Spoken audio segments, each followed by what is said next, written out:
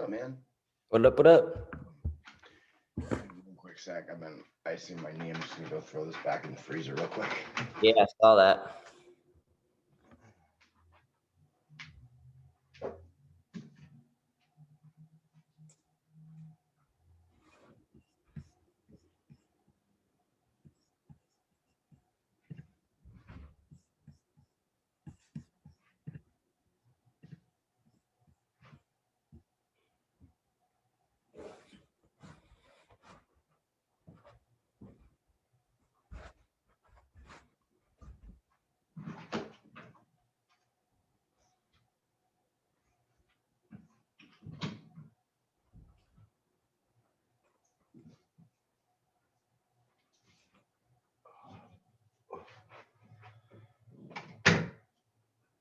Oops.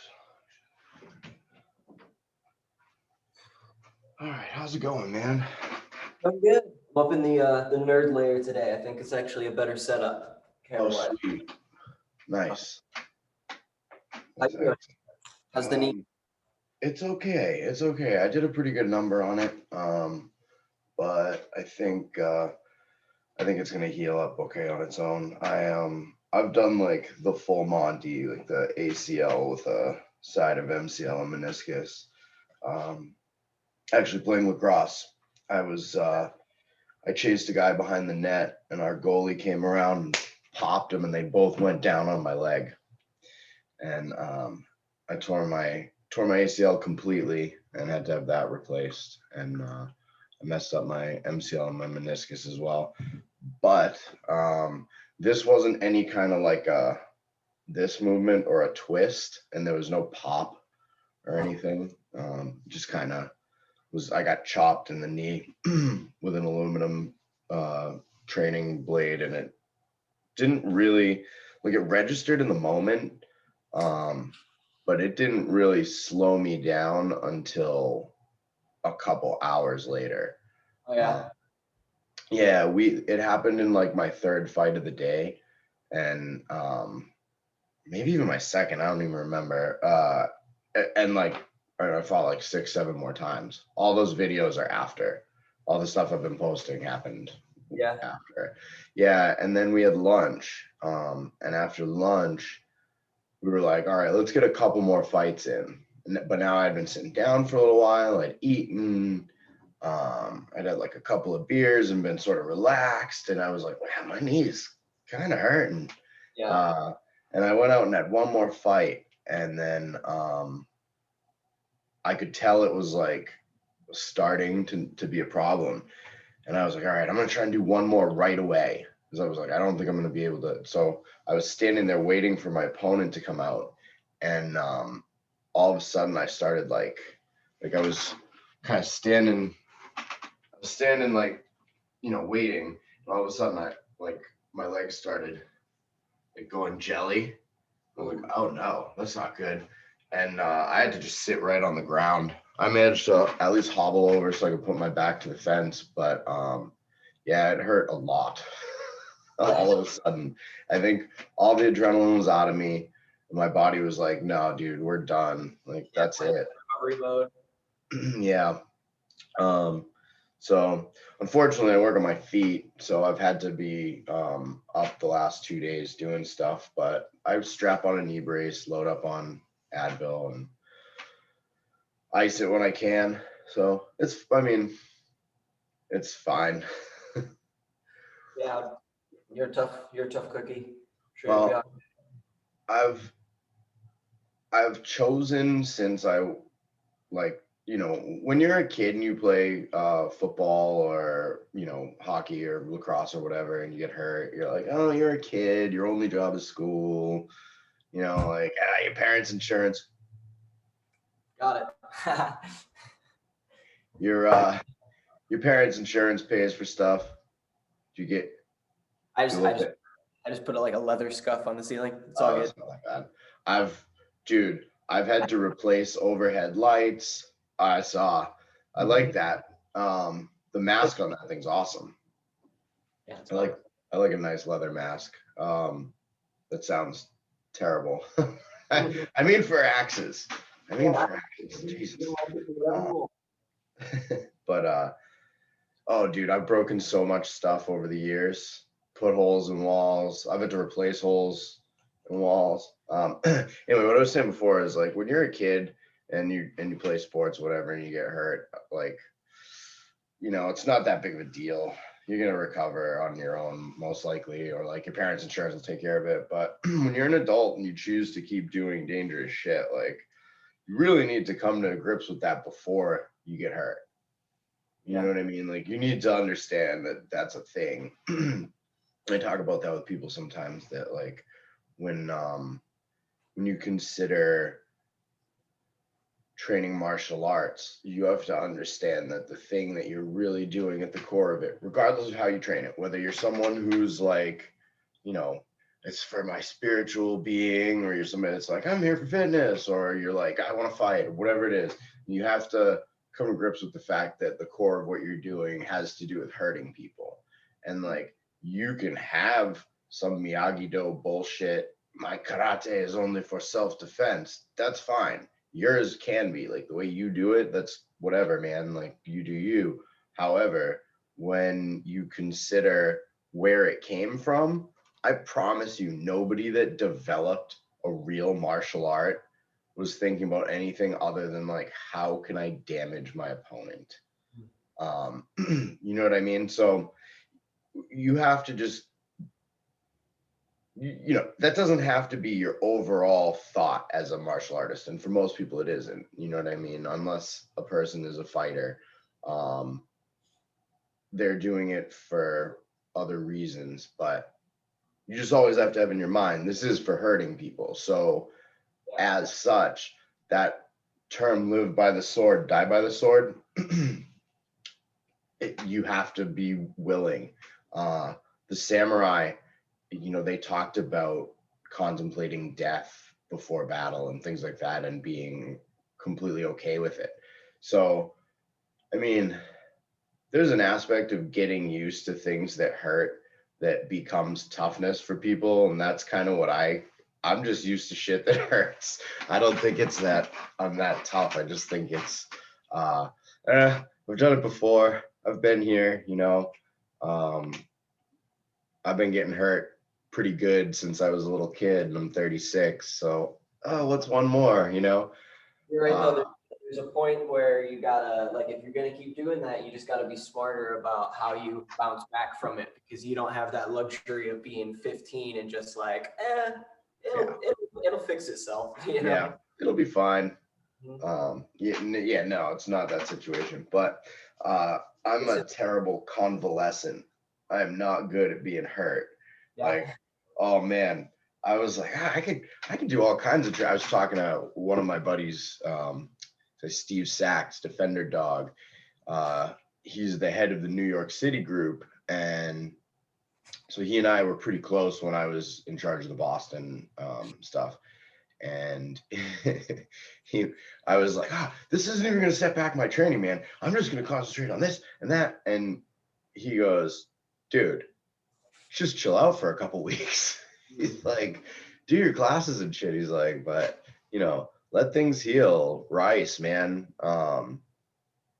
Which I trust me, I wish I was sitting around just with my foot up. I kind of laughed. There was slight irony to hurting myself 2 weeks after I left my job that had sick insurance, and I could be out on disability right now. If I would just walked into the doctor's office with this knee and kept saying ouch, then I would be off my feet until I said it was better. But it just made me laugh. I probably still wouldn't do that. I might have taken a couple of weeks, but they would have had me out for 2 months if I wanted, paying me. But like, well, I guess I'm gonna go stand around and sling barbecue.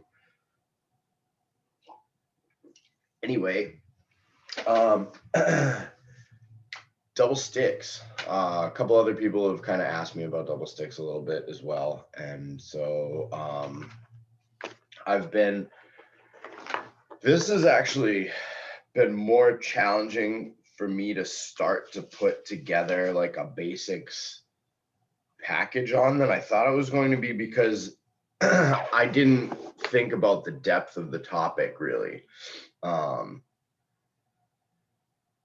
Historically, dual wielding is not really a thing. I mean, there's a couple of examples of it in history where it occurs, but the like equal weapons in both hands thing doesn't really occur. There's a couple of reasons for that. Number one is that you can only hit with one thing at a time, really. You can do shit like this, or you can 1-2 fluid strike, and I'll teach you about those things. But for the most part, humans strike well with their dominant hand, and if they're going to put something in the other hand, it's called a shield. They did it from the very beginning of time until guns. And then when guns showed up, they did kind of have like big shields, the pavises, I think they're called, that they would sort of set up. But those were more like little walls. Anyway, so generally throughout history in many cultures from Africa, Native Americans use shields. Obviously, all over Asia, they use shields. Not the Japanese so much. During the period of time that we think about as being like all Japanese medieval history was the samurai, like that's a little chunk, but they didn't really use shields, but there were shields. Vikings, Normans, everybody's like, oh shit, what do I do with my dumb hand?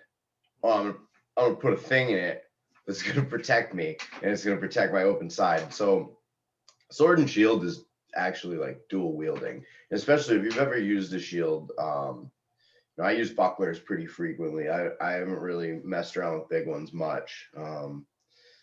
That's what I'd like. What's that? That's what I'd like. So I grew up in Scotland, so I was Mhm. exposed to like a lot of both Viking and Roman history. Oh, And okay. utilizing a shield and a wall and as a weapon is part of like my inherited history that has always been intriguing. Cool. Yeah. I didn't know that. I need to see if I can find. I've gone against this guy Ryan Spodek, who is a sword and shield guy. He's done one Dog Brothers gathering, and we spar typically with like he and I generally go at it with staff, but I've gone against him with his shield a few times, and it's a pretty cool thing. Once you get to learn how to use it, especially because you can also use it as an offensive weapon. It's not just like put wall in front of me. But even if so, this is kind of a good example. See how you like even just with my fist here, you can see far less of me, and all I have to do is move my hand a little bit, and like you can't hit this side of my head, you can't hit that side of my head. Right. That's a lot of how historical buckler worked. Is they would shut down their lines with just putting the thing in front of them like that. But then I don't do that because in stick and buckler, if you have your buckler side out in front, people will start smashing up your leg. I figured that out kind of the hard way, and so I changed my style where most of the time I have my buckler leg back, and I use it to cover. Like I just have like a single stick fight, and my buckler is here to cover stuff. What was And what's that? what sort of style of armor are you wearing in the period with a buckler? It's more plate, right? So a buckler would actually be used more generally in like a civilian context or as like a backup maybe in battle if you'd had something else and you've lost it. A buckler is pretty small, and so the main reason that they came into being was that you had some swords at that point that were starting to develop hand guards, but you still had a lot that didn't. And people in civilian context weren't wearing gauntlets. So if you watch the clip of me doing the sword and buckler with the other guy, I was covering my hand a lot. And that's historically one of the things that they would do. Hold on. Professor has a visual aid. So historically, because you didn't want to get hit in your hand and you were no longer wearing gauntlets, you would generally try and use the buckler to cover. So here's a good example. So here's a guy doing kind of a roof block, but he's also protecting his sword hand. Mm-hmm. So the sword is the thing doing the interception. If the sword wasn't, it wouldn't need to be there, right? You just block it with the little shield. But the shield is actually protecting his sword hand, and he's probably going to parry and like riposte from there. I'm gonna see if this one. There's really good examples of it in some places. Oh, here. So it shows here from the inside. Let's see. Nice, yeah. Buckler's on the other side. So Right. Put it right up there to.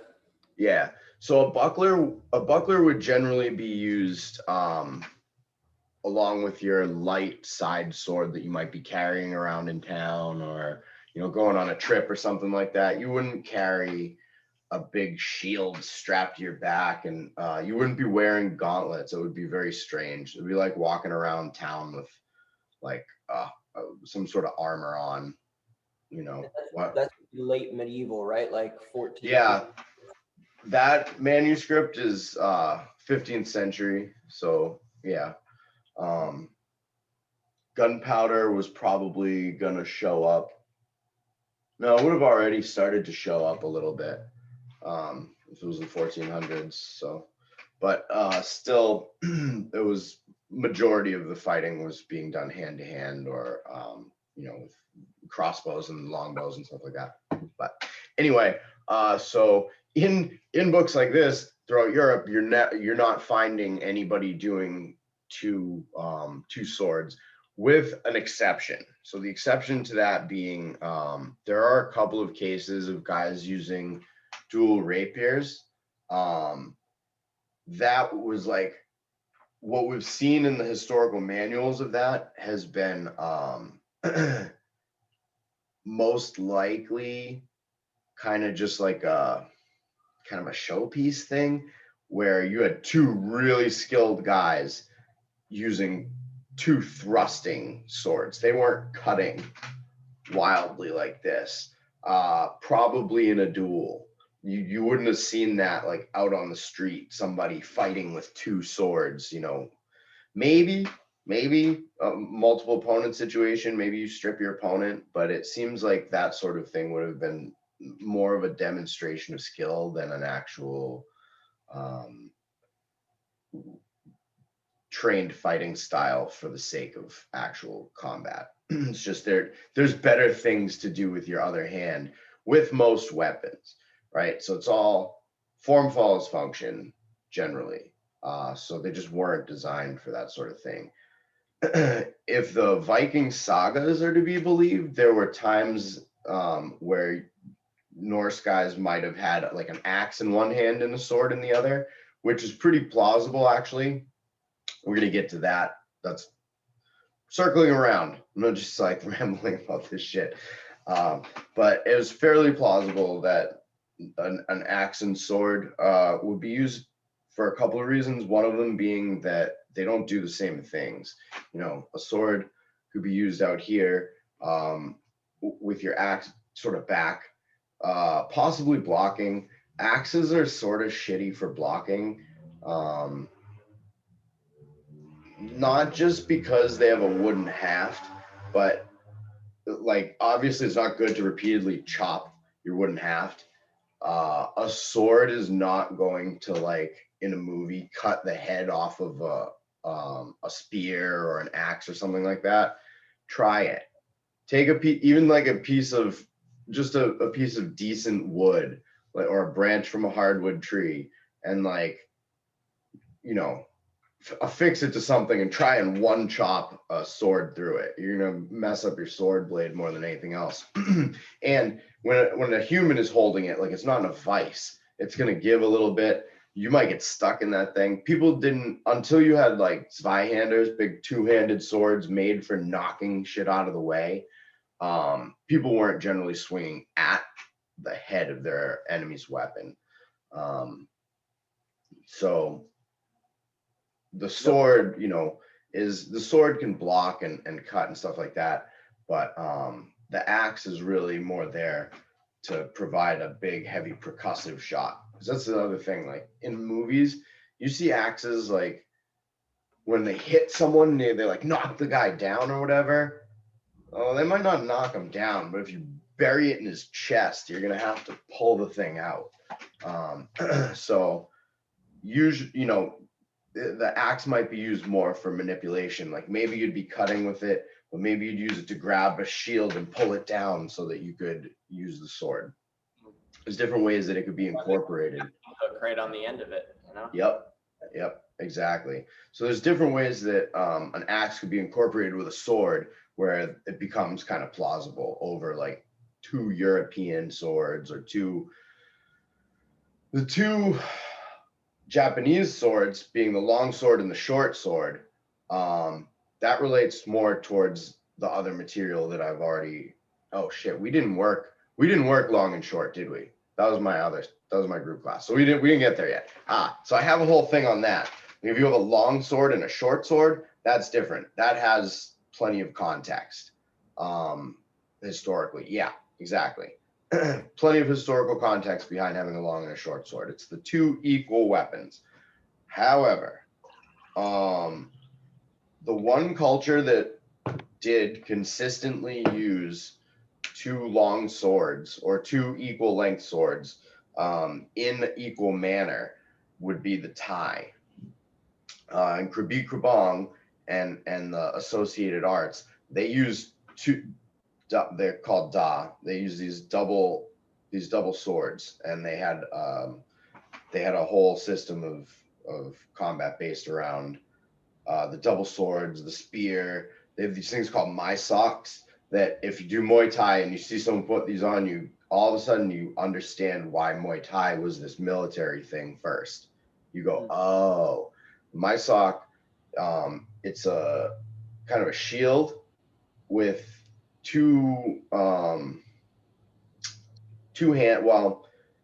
one handle and then another one in front of your knuckles, and then a loop here. So it's fitted around your arm to about here.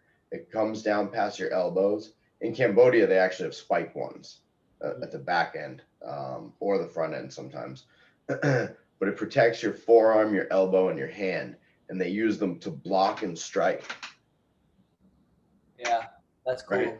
Right. And when you see, like, if you watch Ong Bak or something like that, you see Tony Jaa fight, he uses Muay Baran, which is the older form before it was a ring sport.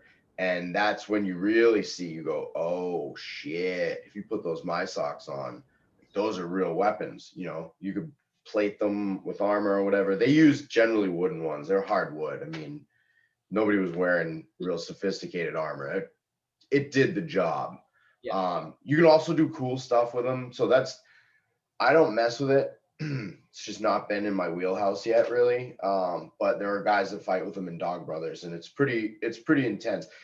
There's different strategies on how to deal with the guy that's using them. But they'll use, unfortunately, because of my knee, I couldn't even attempt to do it.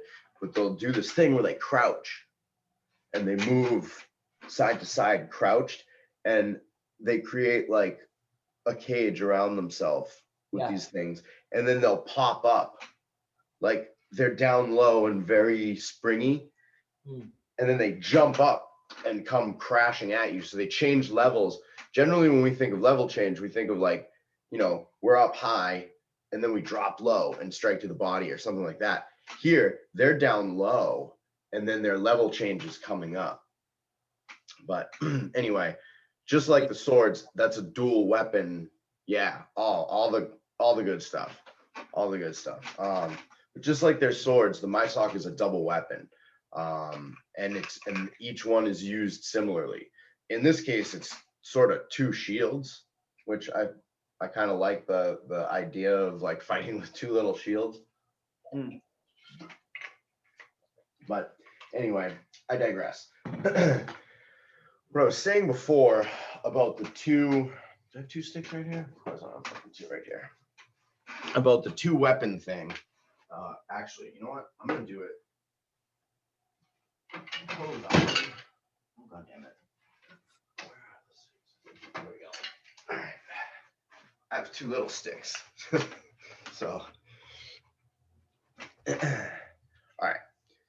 So, just like with a sword and a shield, you can really only hit with one of these things at a time, usually, unless, like I said, you're doing strikes like this. So, a lot of the time, you'll have one item engaged, and the other one's just kind of doing nothing. So in that case, I like to have the other one at least like guarding my head. So kind of stances you can use in this case. Back up a little more. I'm not being lazy. I'm about to be on my feet for the rest of the day. So you can stand sort of with one side forward. Your front weapon, I almost always move my hand in a fighting context, but you just want to have this front one sort of menacing your enemy, sort of pointed at him. And then this one back here is where you can kind of vary things. In the sort of stance that you naturally took, you're already kind of ready to throw a power strike with that hand. No, with your backhand. Yeah, you're sort of already prepared to throw it that one. So I'm in this case, right? I'm left side forward the way that you're left side forward, and my power hand is my dominant hand. So realistically, what I'd be doing with this one most likely is blocking and kind of setting up for this. So I should be the opposite. Yeah. Blocking and setting up for that. Now, you also want to think about with the backhand, everyone's expecting this. They're all kind of expecting this forehand angle. I was gonna say, throw the horizontal, throw the uppercut. All the same cuts apply from single to double, right? So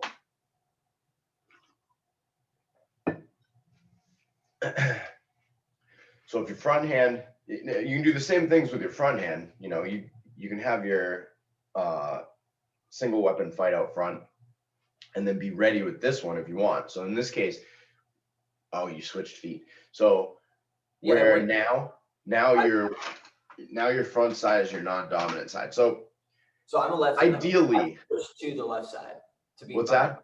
I switched for the back side to be my dominant side. Okay. So but I'll ask you this too, because I box orthodox. So, but I just like keeping my left hand busy. Like I just feel more comfortable with that. So what would you recommend, that I like set my left up as power, or like go back to my boxing stance? Yes. So right now I'm kind of just showing you a little bit of like structure, and I'm throwing in ideas you already have heard about, like this sort of thing. But you want to try and be bilateral. You want to try and be able to switch sides no matter what and do the same things.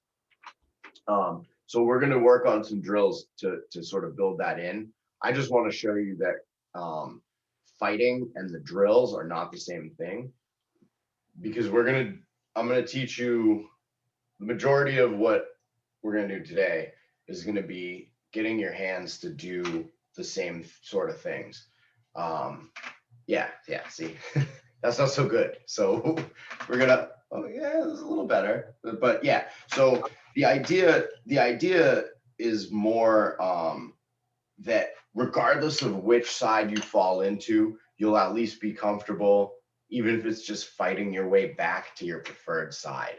So that's something that like I think about. It's a concept that I've heard about from guys that are firearms guys, military or law enforcement, like SWAT guys, stuff like that, that have a main weapon, it's a rifle generally, and for whatever reason can't use it, whether it's out of ammo or it's been tied up by somebody that was close quarters or whatever. The idea of fighting your way back to it, from the context that I've generally talked to people about, has been engaging a knife to get the other guy off of you, like and something that'll occur for guys that clear houses.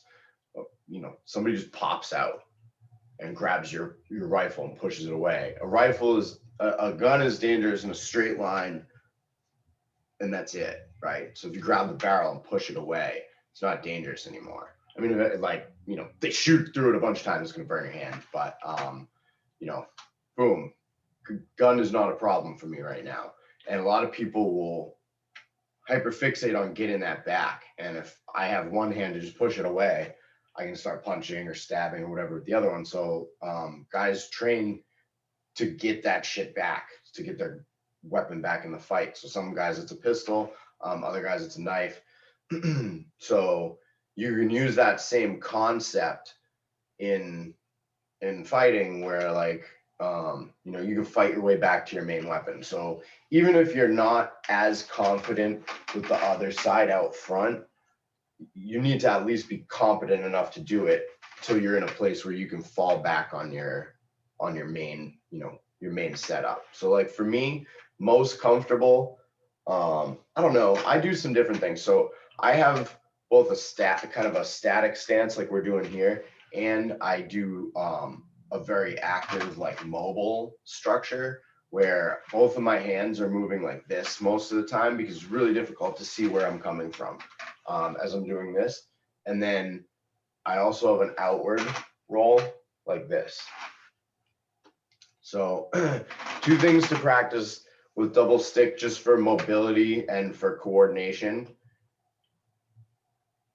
Stuff like this, where your hands are coming in, right? And this will get you, you'll start to get this motion in your single stick too. I do this when my right side's out front, and then when my left side's out front, I'm a little more static. But inwards and then outwards. There's some cool stuff that happens when you do this. So if I'm standing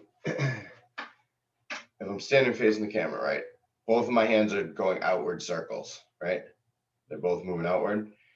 As I turn my body like this, right? Same motions, I haven't changed my hands. My stick in the lead, see how it's coming from above, right? And going down. So I'm striking like this, right? Like in an egg beater kind of thing. Right. My backhand is doing uppercuts. Right, so I'm striking forward like this, uppercuts from there, right? I'm not changing what my hands are doing at all. Now my right hand is coming from above, and my left hand is doing uppercuts. Yeah, so this is it's satisfying to watch somebody learn this for the first time, because you do look appropriately goofy, but you've got the idea. You're doing the thing. Those are 2 things to work on for shoulder mobility, for wrist mobility. Like you can get your whole arm into it, you can get back into it a little bit. And it directly translates into what we call snake range or psychological range in a weapons fight. When you're on the outside and you're moving your hands around like that, and you can see if you watch any of my fighting, if I have 2 hands, it's different. But if I have a weapon in each hand, or even just my single hand, I move it around, and those are the 2 things I'm doing usually. It's this or this. This one is a lot more offensive. When you get into this, like you're coming fast usually at the guy, and you just do it a couple of times and then launch some sort of an attack from there. But this one especially, I'm always doing this kind of stuff. So just keep those as I created I have a new YouTube channel, by the way, and I'm gonna upload.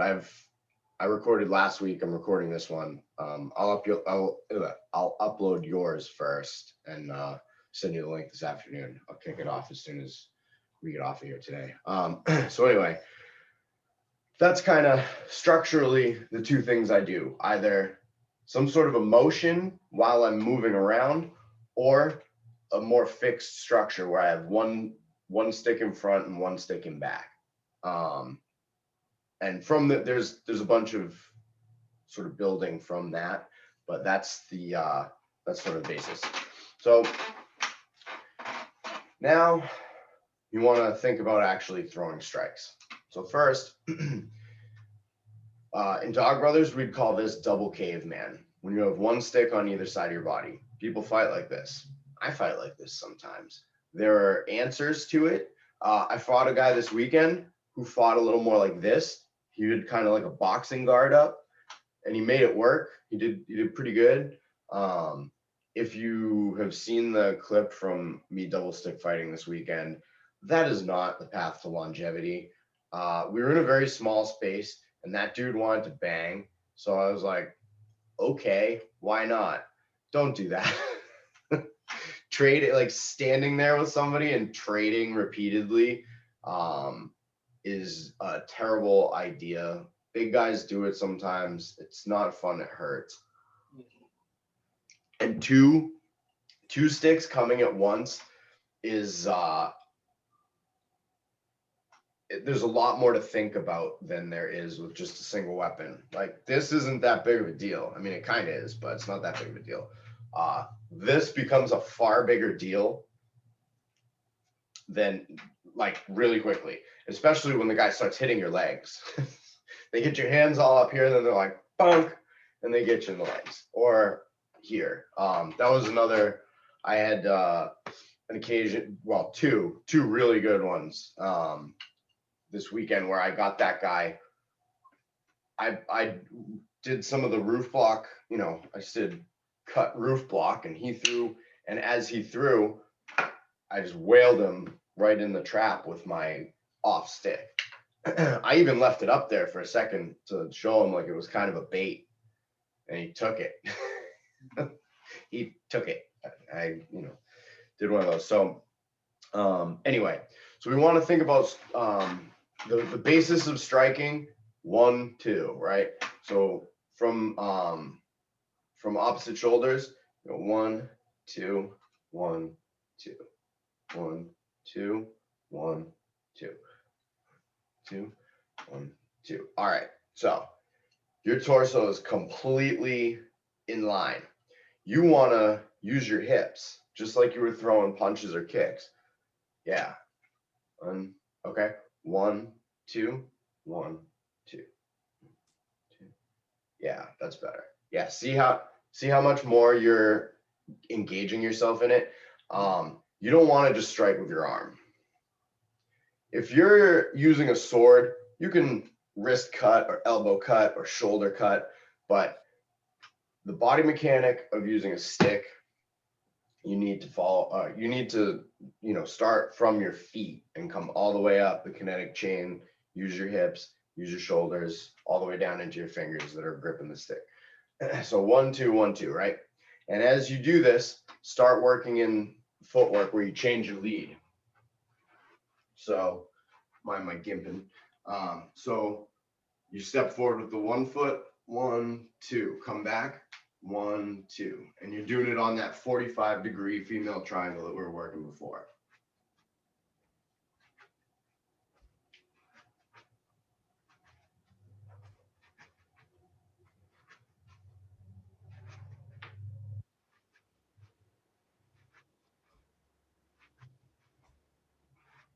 So as you can see from doing this, you can go through that whole asterisk. You can do it step into the side, cut horizontal. Yep, there you go. Exactly. And as you go back, you can either do, yeah, you can either cut forward. This is where you can start to play with it. If you wanted to do it as like what I would call level 1 of doing this would just be cutting the forehand and backhand diagonal as you go through the asterisk. Level 2 would be as you get to each part, you know, the female triangle, the horizontal steps, and the male triangle, switch strikes. So the, you know, forehand diagonal on the forward steps, horizontal on the lateral steps, and then rising on the backward steps. Or you could start to mix it up, right? Where you step forward on the female triangle and you do throw a forehand first, but then you throw a backhand horizontal. Same way, forehand, backhand horizontal. Out to the side, you could throw horizontal and then rising, horizontal, rising. So you can mess with it. You've got a lot of options to go from there.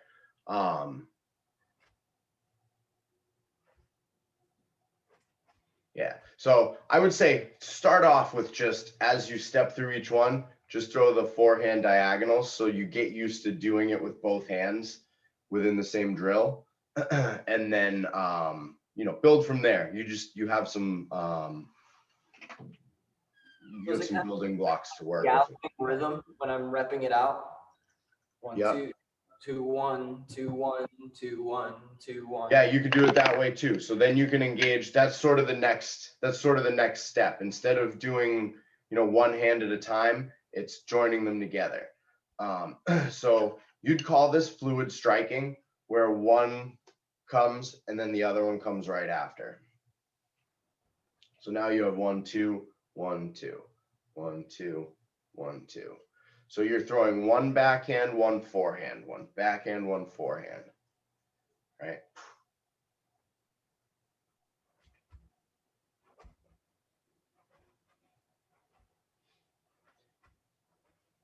So these are fluid strikes, and what we're doing here is you're throwing them and then sort of just resetting back to how you want. So if we were together, this would be awkward, like what you're doing right now. So I'll show you kind of how this would work. So this would be in what we were doing before with the double caveman. This is would be considered an open stance in a traditional art. A closed stance would be both on the same side. So back up a little more. I keep moving back towards the monitor. So closed position would be something like this. So open position, closed position, open, closed, right? So if we're just kind of cutting willy-nilly from an open position, but what you were doing after that, when you were kind of cutting one hand than the other, was you were creating a closed position for yourself. You were on the same side, right? That's good, because if you're on the same side and you can angle off on your opponent, now you can get 2 hits to his 1. You know what I'm saying? Because he's only got, if I'm, you know, if we're square and you manage to step over here, I can only reach you with this, but you can reach me with both, then you've got an advantage over me. In the rhythm of the fight, where it might be like 1, 2, 1, 2, 1, 2, you're getting a 1, 1, 2. If you do it that way, we're gonna do a 1, 1, 2 drill. But anywho, so from a closed position, if you wanted to throw backhand, forehand like you were doing, that's good, right? We're gonna throw forehand, backhand. So the forehand comes out off the top, yep, and then the backhand comes out. And now we're going to throw that backhand, forehand. So forehand, backhand, right? Nope, your top hand. Yeah. So your left hand comes through first. And then see how it's now up here? Right. See what? Nope, no. Your left hand is up here. Nope, other side. Yeah. Yes, yes, okay. That's the place. This one's back here still. So now you come out with this one. And then it ends up here. Now you can throw the backhand, forehand. So that was what you were doing before.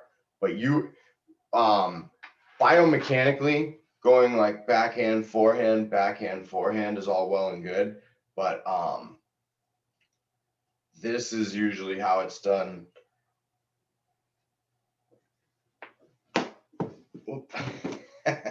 Knocking stuff over left and right. So this is sort of how it's done drilling. We could stand in front of each other and do it the way that you were doing, but this works better. It's hard to explain without doing it in person. So slow is smooth, smooth is fast. You're getting a little bit ahead of yourself. So yeah. From the first cut being that forehand, right? Then the next one comes out. You're kind of like throwing them together. So see, you did again, right? So the first one does its whole arc, then the second one comes out, and as it arrives, then this one comes back, and then this comes out, and then forward, back, right? Forehand, backhand, forehand. I'm sorry, backhand, forehand. So it's from your closed position, it's forehand, backhand, backhand, forehand, right? Forehand, backhand, backhand, forehand.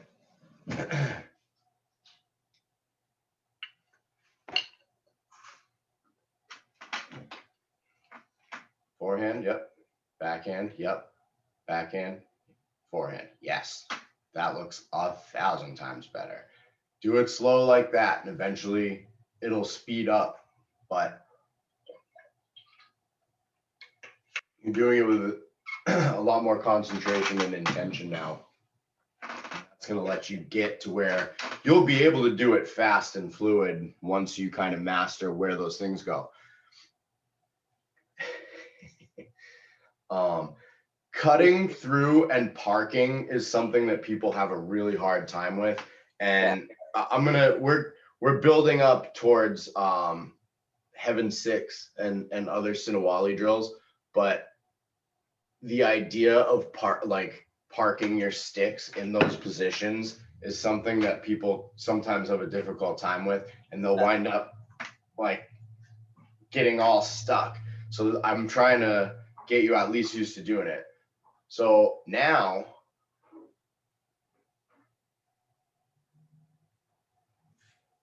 yep. I gotta be, my eyes are internal though. I'm not even thinking about the fact that the idea of this is that someone's standing in front of me. Right, You know? I know. Hold on. Keep doing that. Keep doing that.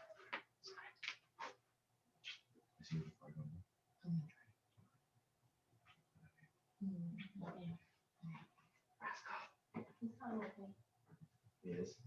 Tell him to behave. Tell him to stay out of the water. I don't think he'll do that again. Well, not till it gets hot. All right. Be safe. Sorry. It's horse time. It's horse time.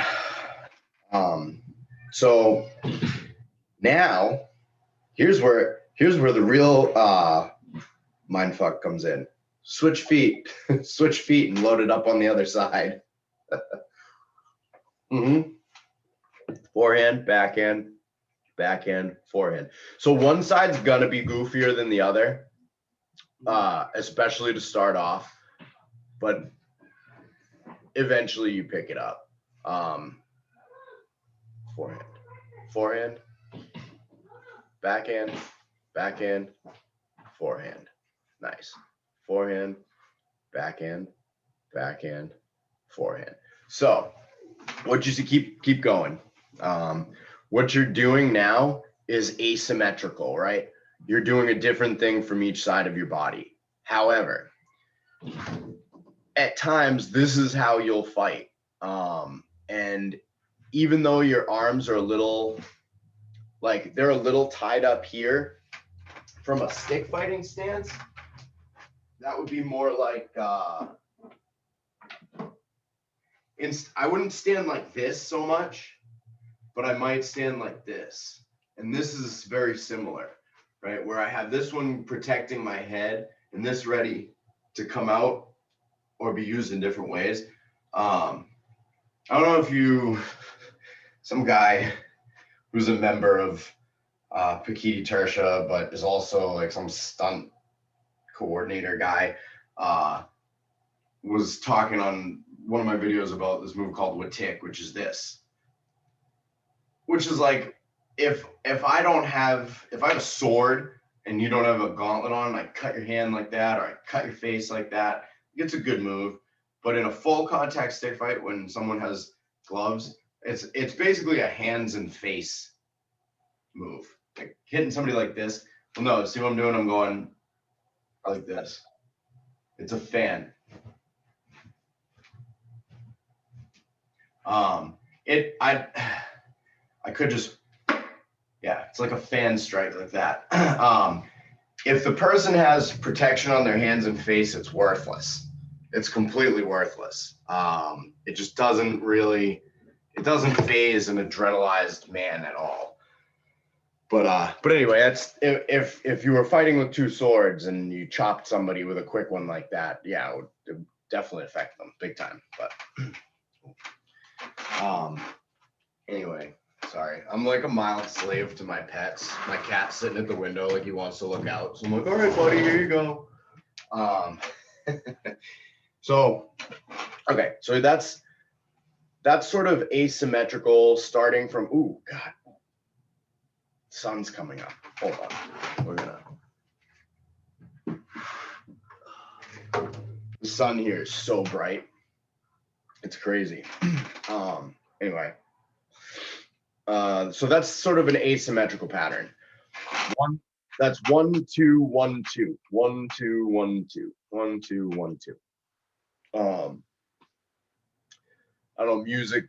I don't know music theory, but people that know music could tell you what rhythm that is. But it's 1 2 1 2 1 2 1 2 like that, right?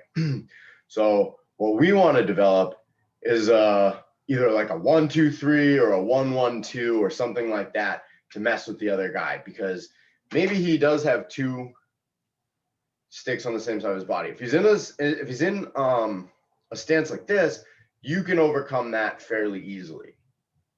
So when he's a guy who's got a stance like this can look at this as being a little bit less sophisticated, or like a guy who comes out like this might be a little more uneducated. Like I said, the guy this weekend came out kind of like a boxer. He had clearly, I mean, I watched him do drills with one of the other guys that he came with. I mean, he knew how to hit with sticks, but he clearly didn't have a ton of experience sparring people that had a different style. So he came out very boxerish. So that told me that it was going to be fairly uneducated style. He could hit hard, but he wasn't bringing anything that surprising. I wasn't like, holy shit, where did he learn that move? A guy who fights like that is probably a power hitter. You know what I mean? They just want to swing big ones. It's when you see a guy that changes to something like this, either on the same side. Once you see a guy doing this shit, he knows dog brother martial arts probably, and you got a whole other group of shit to worry about now. But generally, you'll see a guy with one out front to do some stuff like this or block, and then one with a big power hammer in the back. And then, as you were probably figuring out, most people will sort of favor one side over the other for that. Like some guys will want their more nimble hand in the front, and their other hand just concentrating on power shots and protection. Other guys, it's the total opposite. They just have this out front as a shield, and they're just looking for these. So you want to be able to defeat all of that. And one of the main ways to do so is by attacking you want to attack their front weapon, block their big power shot, and hit them, right? So if they're thinking on a 1-2, like block hit, this is, their rhythm is this. We need to like short circuit that shit. And if you're doing the same rhythm, the hit, hit, hit, hit, the way they're doing block, hit, you're basically on equal footing. Maybe you're better at it. Usually that's the way it goes, is like two guys are doing kind of basic shit, but one guy's better. So to train just that way is fine. And you just get better at it and get more powerful and quicker. But you can cheat it basically right from the beginning by starting to get a little bit different with your bilateral stuff. So the first thing that we're going to work on is just straight up Heaven 6 Sinawali. So there's, I don't know who came up with the names of this, and I've heard it in a bunch of different styles, but it's the Heaven and Earth. Oh, yep. Pause real quick. I'll be back in 1 second. Yep, no problem. Thanks. Do your thing. Yep.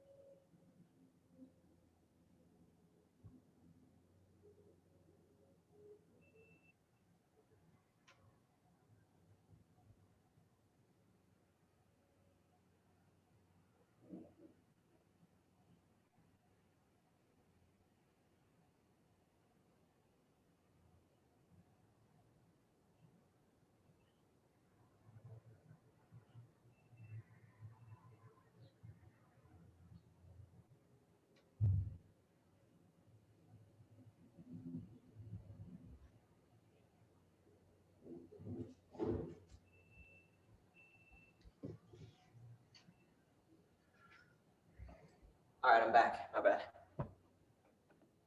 All right.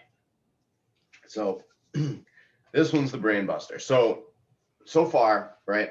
I showed you the asterisk footwork, and that's a good way to work each hand individually, right? You know, go through with the three types of attacks and everything like that, right? Then I showed you the sort of asymmetrical from one side, right? Oh, fun fact. That's how you do those, well, it's one of the ways you do those fire poi things. You ever mess with those? You ever see those? I have a friend that goes to Burning Man, and like he's part of a group of weirdos that spin fire and they do all that kind of stuff. And shortly before I left to come out here, he had a party where his Burning Man friends came, and they all did a bunch of stuff, and they let me mess with they were like, "Will you do martial arts and stuff?" There's certain things that work and there's stuff that doesn't work. I hit myself with flaming balls like 4 or 5 times. And obviously, by the time I thought it was a good idea, I'd been there for hours. So I had been drinking and everything else. So I was like, I can do this. But the thing that worked really good was that move. You have to kind of get them going. Like you can get them kind of going, and then I would start over here and go 1, 2, 1, 2, 1, 2, 1, 2. As soon as you start to try and do the next thing we're gonna do, which I was like, well, if it works like this, it must work like that. It stops working. Yeah. That would be it's easier to learn it when you have that weight at the end of it too. I feel Yeah, like. that works, right? But as soon as you try and do what we're about to do, which I thought would be like, oh, if this is cool, this will be really cool. Yeah, all of a sudden it gets tangled up and you have 2 flaming baseballs like whipping by your face. I singed a bunch of hair that night. But I made the Burning Man weirdos like me, so that was quite a crew of people. I bet. You can't just go. Like me and you can't just buy tickets and go to Burning Man. I didn't know that. It's so big now, like it's such a big deal. I guess conceivably we could drive out to the desert and like sneak in, but yeah, no, you have to be invited or know somebody. There's a limited number of tickets out there. So his group is like the local, like, the northeast fire spinning people or whatever. But it was pretty neat. Some of those guys were really, really talented, and they're all kind of fearless. Like that's a lot of fire really close to you, and some people aren't comfortable with that. I can imagine. So anyway, so we're gonna learn Heaven 6 Sinawali. The term Sinawali means weaving. In maybe Tagalog or something like that. It's one of them. There's a bunch of languages spoken in the Philippines, and so I only know the name of like 2 or 3 of them. So I always say, I don't know, it's maybe Tagalog. It's probably never Tagalog. I don't know what it is, but that's the only one that I'm really familiar with and that I've heard enough times. But there's certain terms in Filipino martial arts that are hotly contested as to what they mean, and no one ever has a definitive answer. But Sinawali is pretty definitively weaving, and you'll see why. So from that closed position, same one you had before, now things are gonna get weird. So we're gonna throw 3 strikes, right? You're gonna go forehand in a fluid strike. Your backhand is gonna come out and go to the same place. Now this is where it gets weird. The forehand comes back. The first hand comes back out as a backhand, but it's a jab and it goes back under. Yeah, and then you do it the opposite. So forehand. I'm just thinking of doing this with fire and immediately fucking yourself up. What's that? Just imagining you trying that with fire, immediately fucking yourself up. Immediately after my confidence with the other way, I was like, oh, this is easy. And then I got to like there, and it was like, ball fire. ball fire. Jab out and park. So then it goes the same from the other hand. Slash, slash, jab. Yep. Slash through, and then, yep, and then jab. Slash through, and then jab. Jab. So you're, it could just be the angle of the webcam, but you're kind of cutting down. We're going to be throwing some lower ones at some point. This one's called Heaven 6 because it's all high. So if you look at the angle that my little sticks are at, it's high one, high one, high one, high, high, high.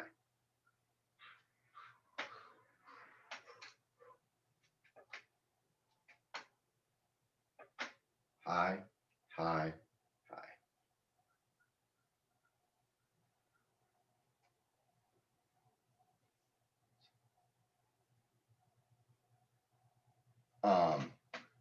I'm also in a chair, so I'm kind of exaggerating some certain aspects of it. If we were doing this in person, we would be doing it out in front of ourselves, like this, usually. You can do it in tight with little sticks. Like we could, if we had sticks like this, we could do this drill still. But 1, 2, 3. 1, 2, 3.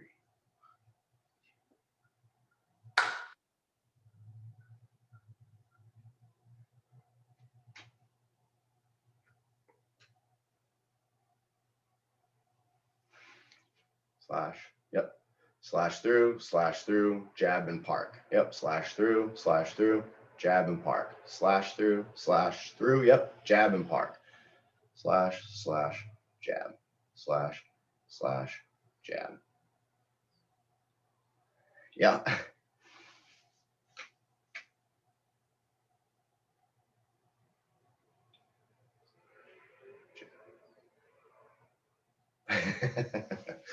I don't know. No, that was good. You were doing really good. You were doing good. That's, dude, the repetitive drills. So this, we're doing stuff. It's really good to learn the more traditional Filipino stuff at the beginning because it drills in the muscle memory to throw these strikes. So I mix traditional Filipino stuff that I learned from Bikini Tertia or from other places. I've been, that was the first thing I learned how to do. The Heaven 6, what you're doing now. When I bought a pair of sticks to fly to California to fight some guy in this fighting style I never knew, I was like, all right, I got to learn how to do it. And I started following this guy on YouTube called Wampire.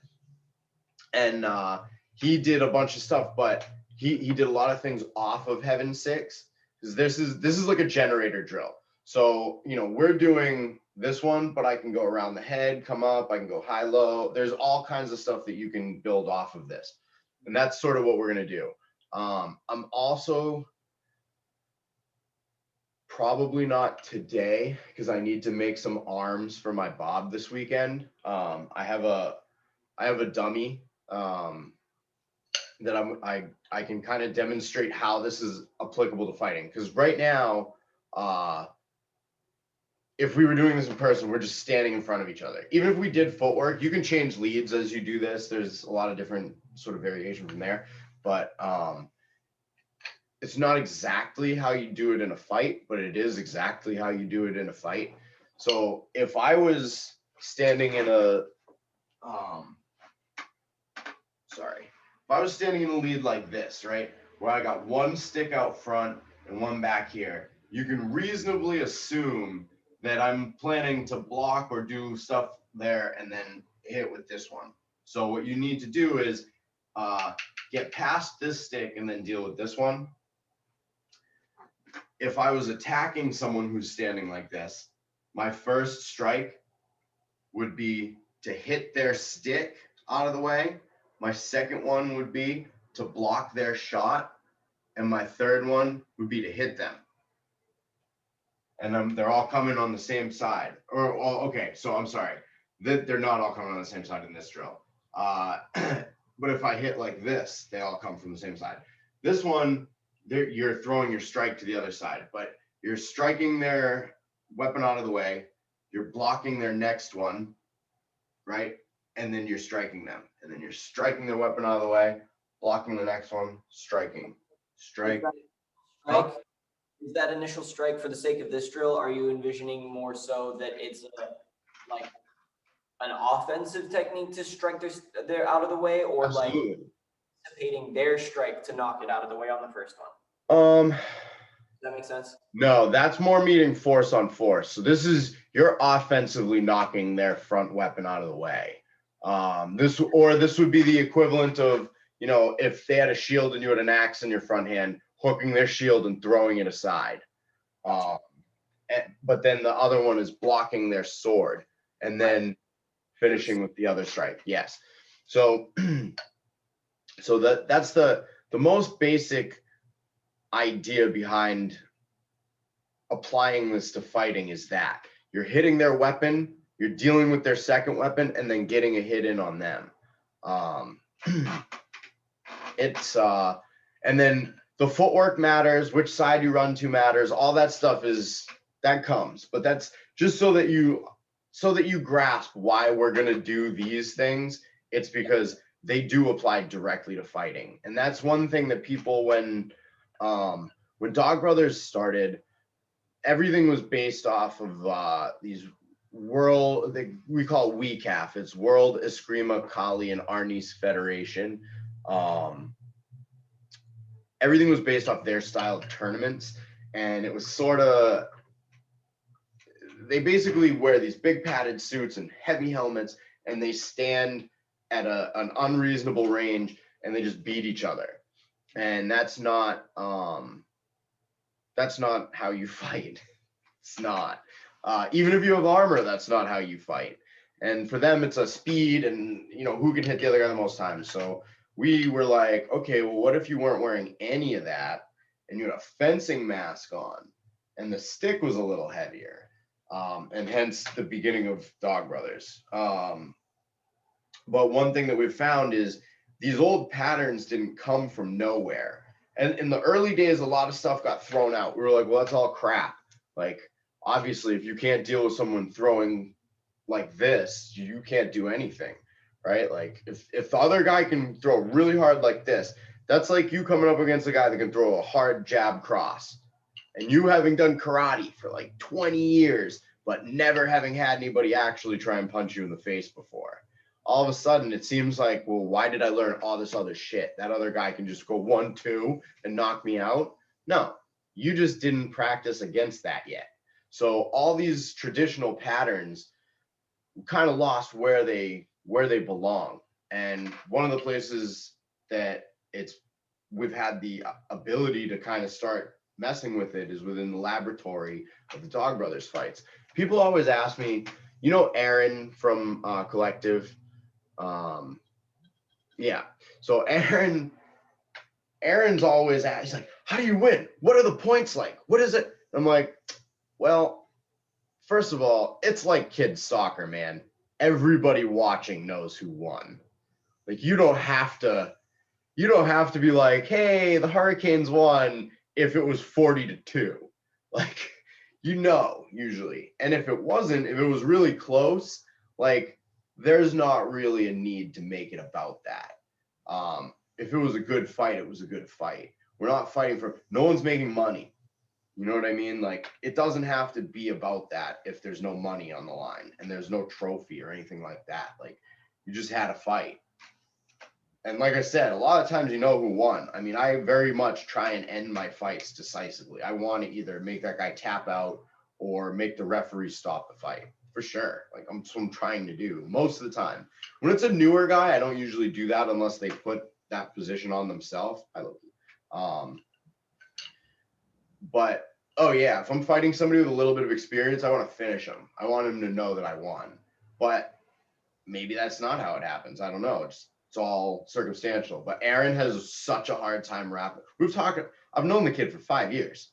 I've been going to collective since day one, and he cannot wrap his mind around it. He'll ask me at least like once or twice a year when I post videos. He'll be like, so how did you figure out who won? Like, could you tell? Like, well, I mean, like, yeah, you hit that guy way more. Okay, like, there you go. But in a real weapons encounter, it's gonna be over in 1 or 2 passes. There's gonna be 1 or 2 exchanges, and that's gonna be it. So one of the things in this case that you're able to do is steal that beat. So that guy's expecting 1-2. You're knocking this out of the way. You're dealing with this, and then your third strike comes in. So you're going 1, 2, 3. So first one hits his stick. This one's a block. It could be a cut. Maybe you hit him with it. Maybe you do hit him with it. But it also see where it's winding up. Yeah. If that's a little tighter, now it's a block. Even if you threw it as a strike, now it's a block. And then this one comes out and hits him and comes back. But then you're lined up to do it again.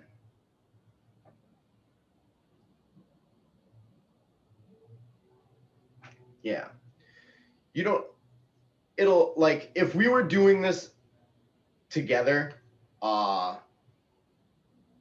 you wouldn't necessarily have that out like that because we'd start doing this pretty quickly. But when you see it run in real life, a lot of guys will kind of leave that stick out there for a second.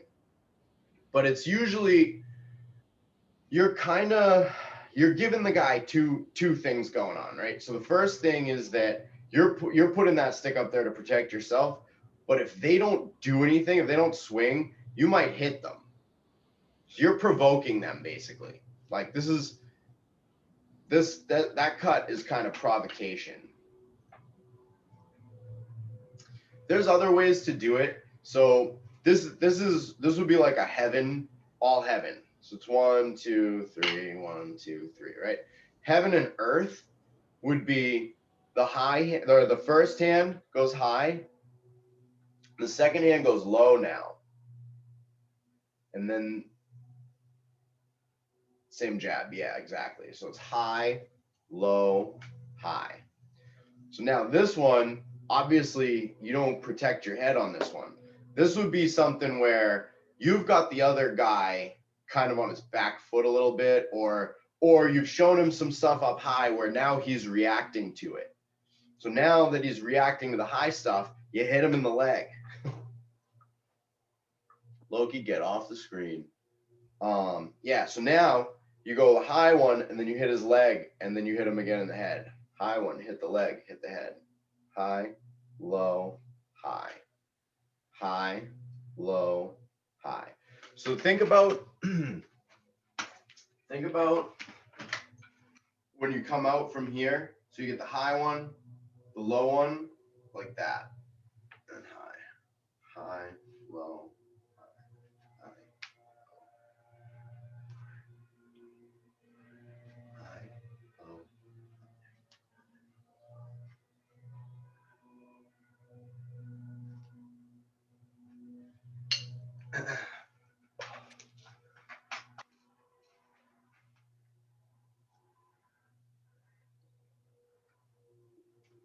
Yep.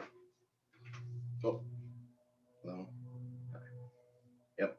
High, low, high. So you're tending to swoop a little bit with your first one, like takes a little bit. It takes a little bit to get to it, but you have to consider your intention with every single strike. Even if the reality of this one literally might be that you're swooping, like you might be just trying to knock that dude's stick out of the way. That could absolutely be what you're doing. But for the body mechanics of it, also would be easier if I was standing in front of you, because then you'd have to put your stick in the right place.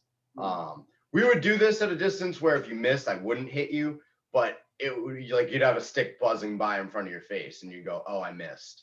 So it's hard. This is challenging for me, trying to figure this out, but I'm working on it. and you're at least you're pretty coordinated. You're not there's people that when it comes to the parking thing that it would be the whole time. We would have been sitting here since we were doing this one, and we would still be like, no, you got no, back under. Because that's one, we're at like one more step of doing that now. This also, now, if you were doing it from that first way, where we're going 1, 2, 1, 2, 1, 2, 1, 2, if you want to change directions and sides, you just throw in the jab. Now I'm the other way, right? I'm throwing the jab, and it changes which hand's on top. So cut forehand, backhand. Nope. No, see, yeah. So go through and do it the way we're doing it. Yep. Forehand, backhand, forehand. So the 1, 2, 1, 2, right? Yep. Now when you get out to the open side, get to the other side. Yep. Now throw the jab with your left hand. And now it's loaded on the other side. Now go through forehand, backhand. Yep, backhand. Slash all the way through. Forehand. See, so now you just switched which side was leading the dance on that. I know that's probably, when you watch this again later, it'll make more sense. But so that's how you combine those two. Yeah, right. Backhand. And backhand, forehand. Right. Yeah. Well, no, yeah. See, so there you're loaded up. You're in a closed position. Go through one more time. Forehand, backhand. So now you're in the open position. Now you throw the jab. And then it's closed on the other side. See, now open has switched sides. Yeah. Backhand jab. Yep. And now you're back into heaven 6. Got it. So that's how those things kind of like meet together. That goes on and on and on and on until your brain explodes. Like there's all kinds of ways to combine these together. There's other heaven 6 patterns as well. Like instead of doing / jab, you can do jab / jab / and see I wind up back in that closed position. So there's all kinds of trickery and ways you can play with it. I like this one's good. This one's good for fighting. So this is probably my favorite. When I run this against somebody to knock their stick and block the other one, I go out, I hit their stick, and then mine's coming back. This one comes out, and I follow through the other side. So I hit, come around my head, block, come around. So that's something we'll work on that one. Yep. You're striking twice with this one. So I forget what the real name for this is, but my buddy Jeff, who is the guy that I was doing the Boston Dog Brothers clan with, he's candidate Buffalo Dog.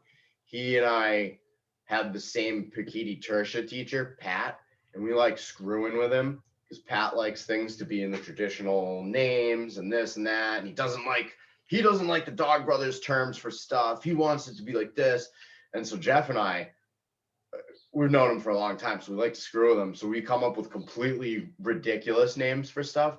So like Espada y Daga means sword and dagger. We call it Spotty Dog. Or when you do a reverse number 2, this one's the lightsaber, and you have to go whoom when you do it. But then this one, we call this the gay cowboy, because it's like you're doing a lasso over your head. And I don't even think Jeff and I came up with this one. I think this one might have been with this other guy, Mike, who was like a bricklayer that used to train with us. And the first time he saw it, he goes, "You guys look like a bunch of gay cowboys." And he started doing this with his stick, and we started dying. And so this has been gay cowboy ever since. So you'll hear, and other people don't know it. And like I said, we just make the stuff up to screw with Pat because he hates that.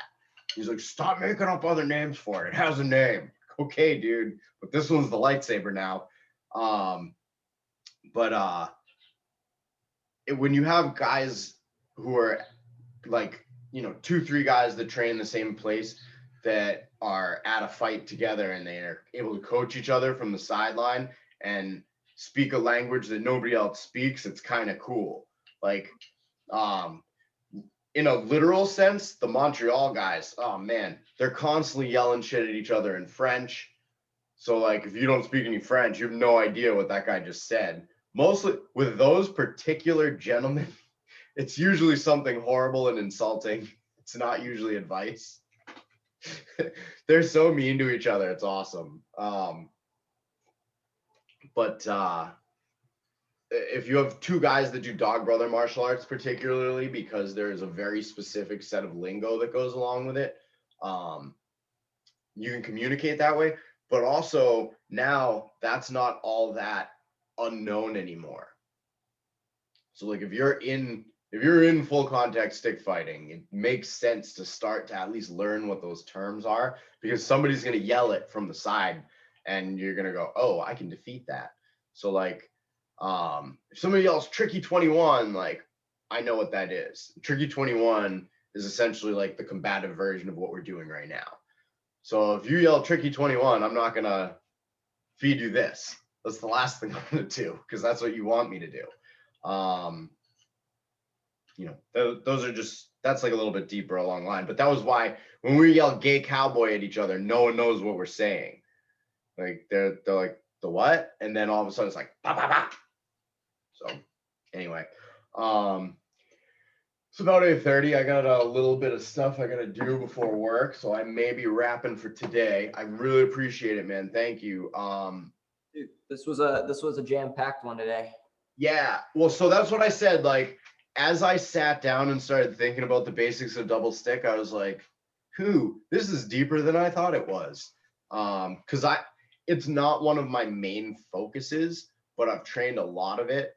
Foci focuses. I don't know. Anyway, it's not my main jam. Like I tend to focus more on either single weapon or long and short, or something like buckler or something like that. So I've trained a ton of it, and this is kind of bringing it back for me, and it's making me a little bit more excited to do more double stick. So that's a little bit of the basics of things. And you know, if you want to keep doing double stick for a while, I probably have like a month worth of this stuff.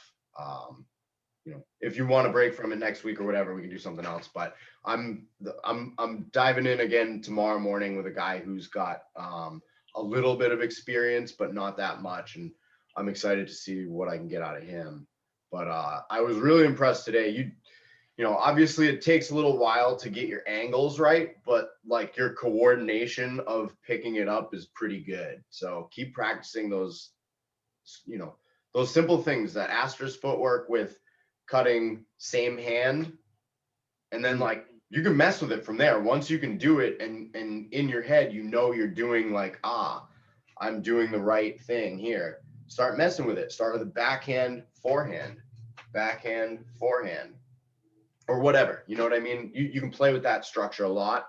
And then those 2 weaving drills, the one where you go from closed to open, and then the full-fledged heaven 6. Right. So those would be the three drills. Those are going to be my kind of basics, I think, that I'm going to start people with, because that teaches you to because there's plenty of times when you're using one, it's not wrong to use the one and have the other one ready to do that other stuff, but it's good to have it in your back pocket to be able to use them in conjunction in more of a weaving Sinwali kind of pattern. Yeah. Got it. Yeah, cool. And at some point along the road, I'm gonna figure out how I can have 2 equally proportioned and weighted instruments. And I think that's a lot, because I like that side of it too, is the rhythms and the mobility movement and the patterns. Like there's a lot of crossover to just the fitness realm there that like I use a lot of those things in like warm-ups if I get the right implements and stuff for them to like warm up your shoulders, your thoracic, you were describing that. all of those joints that don't get enough mobility work. So I really like getting the opportunity to learn those, like Heaven 6, there's not as much application there because you're snapping out and, you're using weights. That's not a good idea. But the more fluid side to side movements. Oh yeah. And that's Well, you can make it, okay, so you can make it more fluid. So instead of doing it as a jab, you can do it. Sorry, Loki. Loki's sitting on the floor. So we're doing it like this.